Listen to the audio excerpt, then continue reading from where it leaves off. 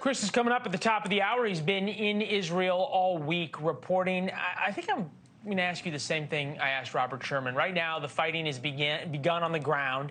The Israelis have got to know that they are going to take some heavy losses. 300,000 Israeli troops, which means everybody in Israel has a son, a daughter, brother, sister, father, everybody has somebody in uniform on the front lines. Yeah, that is such an important point. And kind of like the 9/11 experience that we had, much bigger place, of course. But do you remember, Leland, how everybody knew somebody who knew somebody? If you take that 1 degree closer, that's the situation in Israel. Everybody knows someone who's missing or who died. And now, of course, the service is the new initiative. So it's a very intimate thing. It's very personal, and it's very dark. People here are afraid of extermination. That's the word they keep saying. Yeah, I don't think people in America understand what that quite is like, because even after 9/11, we didn't have the fear of our country being wiped out in the way that Israel does now.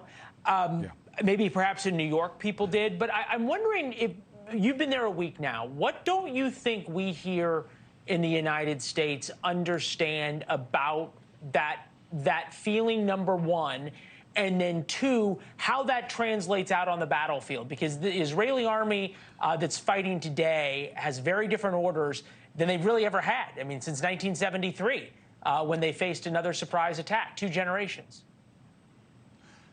I think you have a mix of anger and fear this time. I think what we get wrong easily in America is we confuse perceived military might with psychological dominance.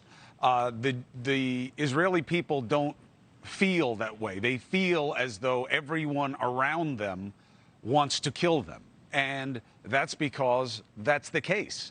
And you have to factor that in. We had nothing like that in America. We knew that as soon as we got hit on 9/11, the price was going to be paid by others and not by us. And we thought we'd keep getting attacked. That was certainly my fear. You know, I got engaged 11 days after 9/11, September 22nd. I was convinced that this was the new reality, and I needed to start my life, my family life right now. And if I had found someone who was foolish enough to give me that chance, I had to seize the initiative. And we got married less than 2 months later. Because I had to lock it in. You know, I knew my wife was going to wise up and send me packing. That's how nervous. That was the urgency. Yeah. They have that here every day. Yeah. And you look at what they're up against and what their sons and their daughters and their brothers and sisters, fathers are up against right now in Gaza. It is an awfully daunting task. Chris, I'm glad you're there. As I told you via text, your program last night was utterly compelling. Fantastic coverage. We'll look forward to another one tonight.